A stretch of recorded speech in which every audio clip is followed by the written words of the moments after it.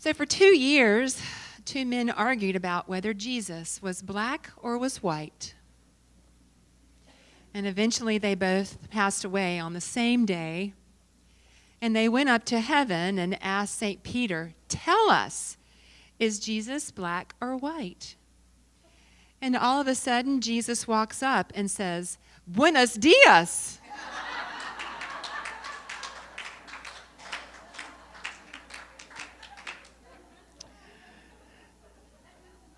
I've been waiting to use that joke, and it seems so perfect. Last week,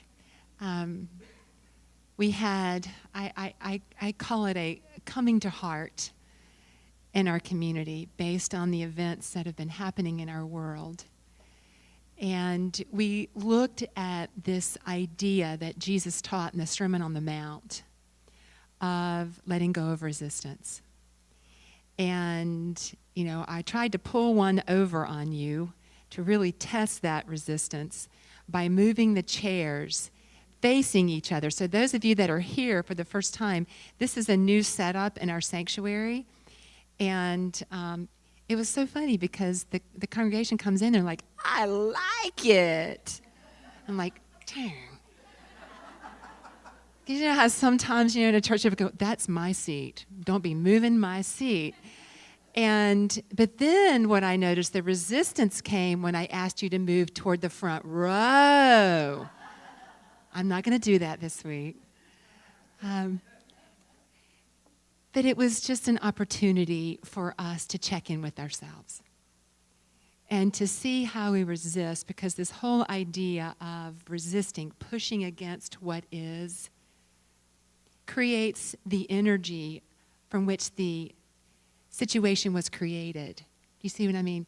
So we can never create a solution that's evolved from the energy that created something. So we are being called to raise our consciousness and to know the truth.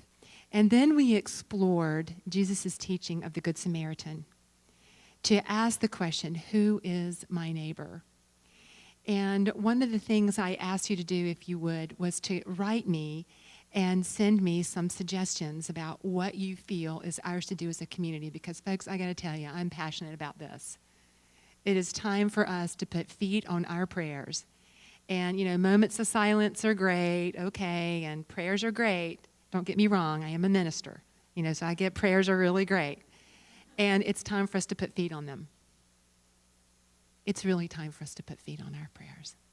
So I heard from a couple of people that I'd like to come up, and they're going to share ever so briefly, because we have a lot to talk about today. But if Joan Palmer would come up and Nancy Spencer, I wanted you folks just to hear some of their thoughts that they share, which I think are just such wonderful ideas. So, hey, Joan.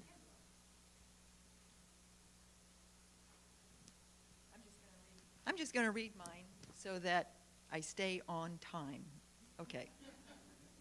I don't know if anyone else felt this way, but after Reverend Sheryl's message last Sunday, I felt inspired to actually do something to create peace and promote nonviolence. I kept thinking that if everyone in the world was aware that we are all one, that everything each of us does has an effect on everyone else, none of the tragedies that have taken place in the past months would have occurred. But everyone is not aware that we are all one, that we are connected. The other thought that kept repeating through my head was what Jesus told us to do. Love your neighbor as yourself. Then, in the blurry minutes of waking up on Monday morning, the idea came to me that by making a special request, I could take action to promote peace and nonviolence and also raise the awareness for at least some people of our oneness with our neighbors. My birthday celebration was coming up, which was yesterday, and several of my family and friends had asked for gift ideas. So, this blurry moment on Monday morning, between waking and sleeping, I thought, I'm going to write a memo to them. So this is the memo that I wrote. Most of us say we want mankind to live in peace with each other and that we want the shootings to stop.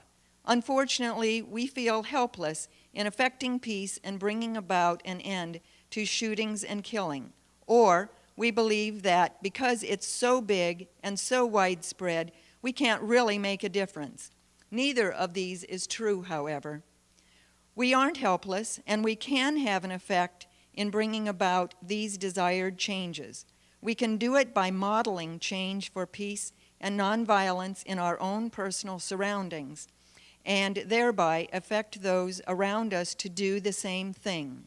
As with almost all change, it starts small, right here in our own minds and actions, and expands.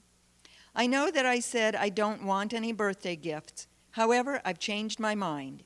I do want birthday gifts, but I want something that money can't buy. I want you to do some act of peace and nonviolence in honor of my birthday.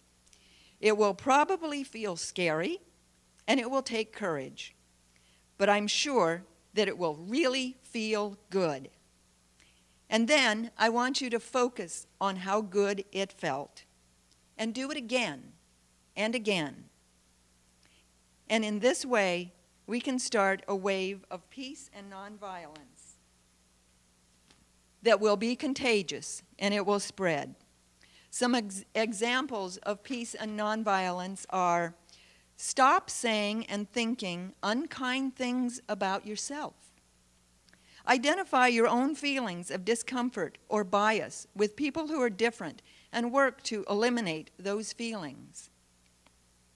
Say hello and smile to everyone you pass when you're out for a walk or a bike ride, regardless of their skin color or appearances of being different. Befriend someone who is hanging on the perimeter of a gathering and invite him or her into your circle of friends. Voice your disapproval whenever conversations turn derogatory or negative about other people's sexual preferences or choices of religion. Invite someone who is different from you to lunch or to a baseball game. And by the way, I'm working right alongside of you on this. Good luck, and please let me know how you're doing with your acts of peace and nonviolence. Thank you in advance for these wonderful birthday gifts. So, yesterday was my birthday party. It wasn't my birthday, it was my party. And I was so overjoyed by the comments and the reactions, the responses I got from this email. I won't go into details about what my friends and my family told me they were doing, but trust me when I say it brought me such joy. So that's it.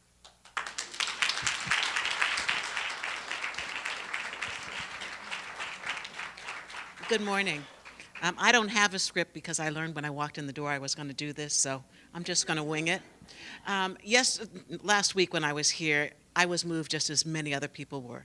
And I sat in this row facing a young African-American couple that was in the row there, and I don't see them here today. And unfortunately, I don't remember their name.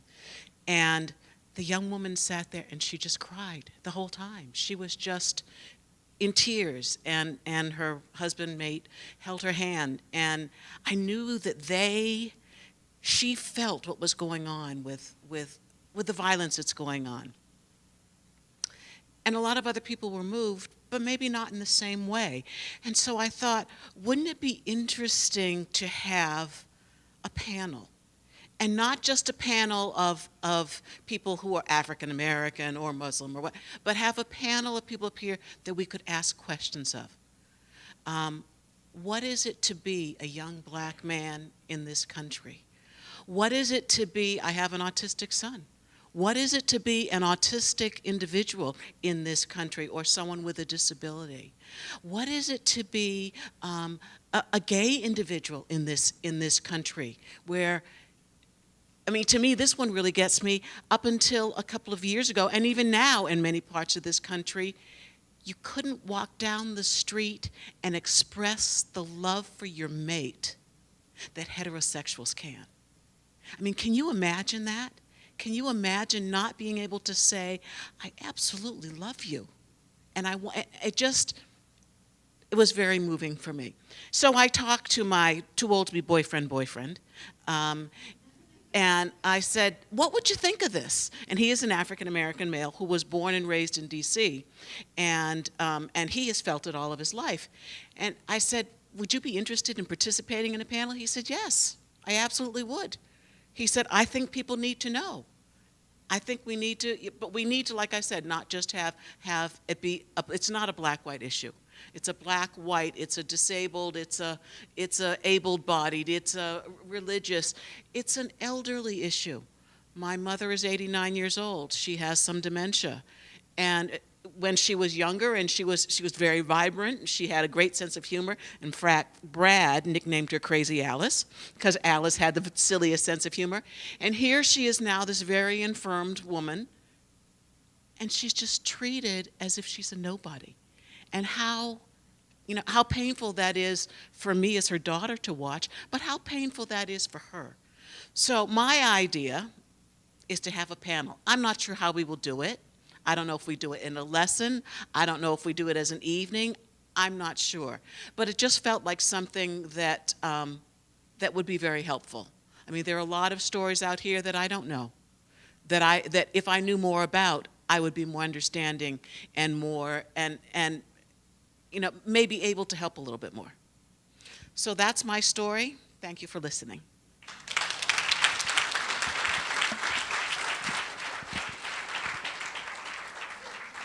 So if these ideas speak to you, please see these folks after. This is community, folks. This is what we get to do and be and create. Thank you so much for being so spontaneous. Okay, so who is my neighbor? And I just invite us to keep living into that question.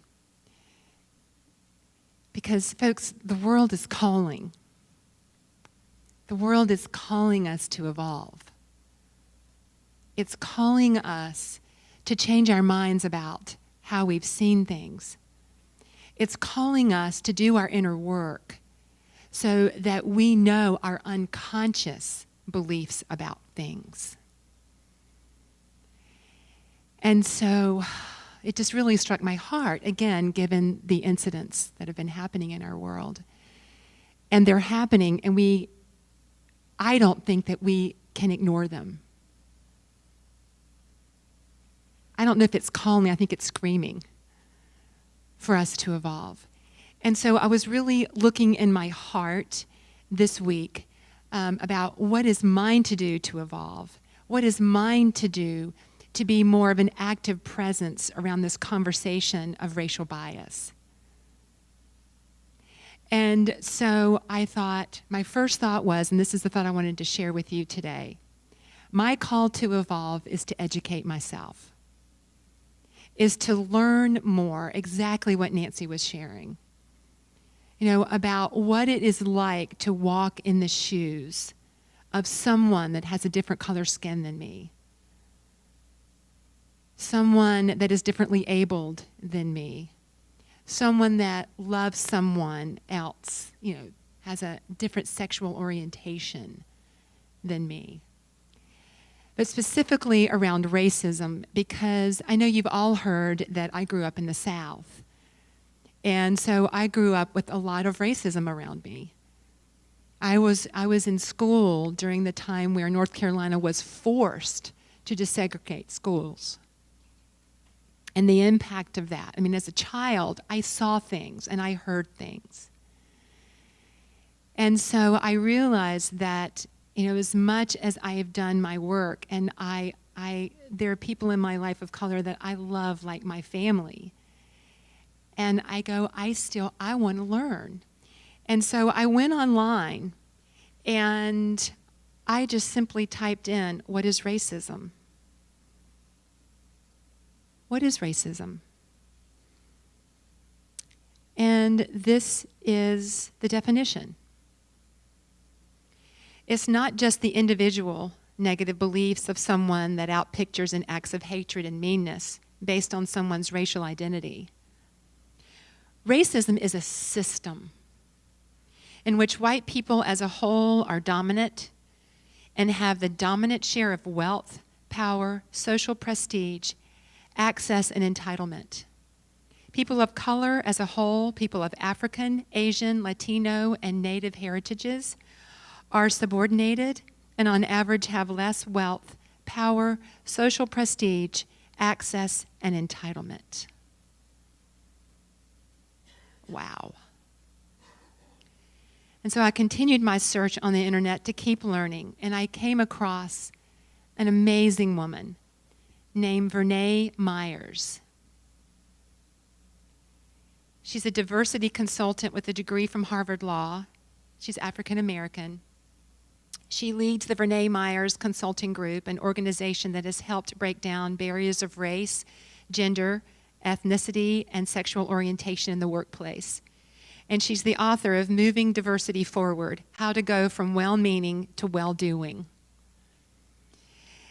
She encourages us to recognize our own biases in order to actively combat them. And I strongly encourage you to watch her TED Talk. It is very moving, and she's very funny and very knowledgeable and articulate and just goes right here. And I want you to know, I wrote her and I said, could you come to Unity of Gaithersburg? Now, you know, I'm going to ask. I would love it if she would come. But I wanted to share with you some of her wisdom because it just so resonated with me, folks. Again, this is all under this whole call to evolve. We've got to evolve, folks. We've got to be different and do different things in order for the world to be different. So the first thing that she encourages us to do is that we've got to get out of our denial that we have biases. We've just got to get out of our denial about it. Because we just have to be honest. And the one thing that she said is that all of us good people have got to start being real people. You know, we're good people in this room. And I got to tell you, last week with the love that we felt, I thought, this is the way the world can be. This is a micro of the macro. And we also get to be honest with ourselves, folks. As long as we've been in unity, as long as whatever, we all have biases. Whether we're black, we're white, we're brown, we're yellow, whatever, we all have biases. And so Vernee says, folks, it is time for us to get real about it and to be honest with ourselves about it. She encourages us to expand our social circles, to expand what we call family, to invite people into our lives that look different than us so that we can get to know that person. See, to me, that's one of the greatest steps to transcend any limiting belief is to shift our experience. We have to educate ourselves through our experiences. Because once we bring someone that looks different into our circle and we see them, that they are whole and beautiful and they have got so many gifts to share, that they are like us in so many ways, that has us take off our biases and to know the truth. See, we've got to move, she says, we've got to move beyond where we feel comfortable. We've got to move toward what we feel uncomfortable about. And her TED Talk centers a lot around young black men and how young black men in our society are being gunned down. And how people have been taught to be afraid of young black men. You know, how many of us have been walking down the street and we see a young black man come toward us and we cross the other street? We cross to the other side of the street. What she encourages us to do is to walk toward that person. To walk toward. And what is it for you? Where is it in your life that you tend to avoid? Maybe it's a gay person. I don't know what it is for you, but I invite you to look and sit in the quiet of your being and to be honest about your biases and to make a declaration in your heart to move toward it. Move toward that which we are uncomfortable with, folks. Because if we are going to evolve, we have got to get out of our comfort zone. We have got to get out of our comfort zone. And folks, I know that, if you've been in my classes and, I'm all about shaking it up here in Unity too, about our view of God. Because folks, if we stay in our comfort zone, if we are unwilling to evolve what we think about God, because if we are looking outside of ourselves at a God that's going to fix everything, and this is going to be a really radical statement, but we are contributing to racism. Because where is our responsibility? We have got to be willing to take responsibility for the world that we see outside of ourselves. And we are good people. And now I'm holding that we are just deepening our honesty with ourselves. And we are willing to get a little uncomfortable. We are willing to expand what we might do in a certain situation, a social situation, because the third thing she says is that, again, we talked about this last week. Folks, if you are in a social circle and you hear someone say something derogatory about someone, we are the call to evolve says we have got to be an interruption. We have got to be and sometimes that is not comfortable. You know, everybody's hanging out at a party and they'll start talking about this folk and that folk and all that. Because guess what, folks? Maybe not at that particular party, but we've got children that are listening.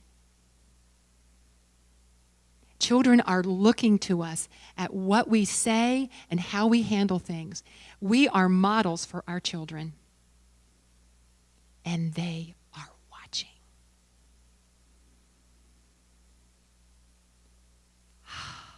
So, I just invite you, this is the call for us, good people in this room. Because, folks, this is the thing.